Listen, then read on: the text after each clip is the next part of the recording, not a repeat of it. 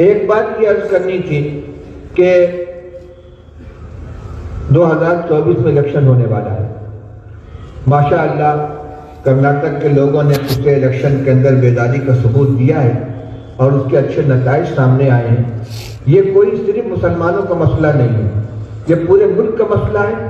اور حکومت کی طرف سے بھی بار بار اپیل کی جا رہی ہے کہ 18 سال کی عمر کو جو بچے اور بچیاں پہنچ گئی ہیں، لازمی طور سے ووٹر لسٹ میں ان کے نام کا اندراج کرایا جائے.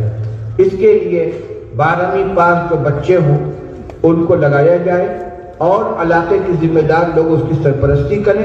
جگہ جگہ سینٹر قائم کر کے لوگوں کے ووٹر لسٹ میں نام اندراج کرانے کی سہولت کی جائے. اس سلسلے میں اگر آپ چاہیں تو عاصم عبداللہ صاحب سے بھی رابطہ قائم کر کے معلومات حاصل کر سکتے ہیں.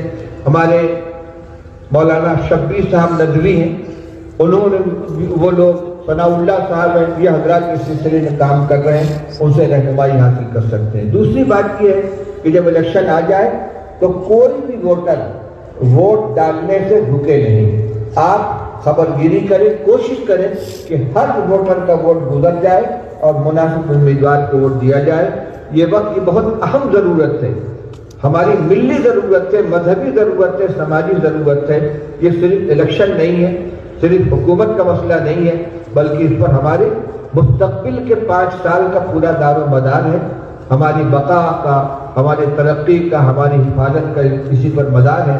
اس لیے اس مسئلے کو بہت زیادہ سنجیدگی کے ساتھ لینا چاہیے اور ووٹر آئی ڈی بنانے میں اور ووٹر لسٹ میں نام اندراج کرانے میں، پھر بر وقت ووٹ کیا جائے کہ ووٹ ڈالنے میں سب لوگوں کو جڑ کر کام کرنا چاہیے.